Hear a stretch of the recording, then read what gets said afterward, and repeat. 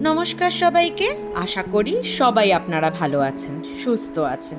আজকে এক দিন হয় না যে একটু হালকা একটু কিছু, তো আজকে আমি করেছি লাচ্ছা পরাঠা। লাচ্ছা পরাঠাটা বাড়িতেই করা, খুব ইজি প্রসেস। যদি আপনারা জানতে চান বলবেন, আমি ফোল্ড করাটা আপনাকে দেখাবো ইজি প্রসেসে। আর রয়েছে ভেন্ডি মশলা, একটু রাজস্থানি স্টাইল আর একটু বাঙালি স্টাইল। পেঁয়াজ, টমেটো, ধনে গুঁড়ো আমি লাস্টের দিকে দিয়ে একটু রাজস্থানি ফ্লেভার আনার চেষ্টা করেছি। আর এর সঙ্গে রয়েছে এটা অরেঞ্জ বরফি, একটা নারকলের বরফি, একটা কাজু রোল আর একটা নাড়ু। এতগুলো মিষ্টি দেওয়ার কারণ একটাই, আমার হাজবেন্ডের আজকে সিম্পল লাঞ্চ আছে। তো এই থাকলো ওর লাঞ্চে।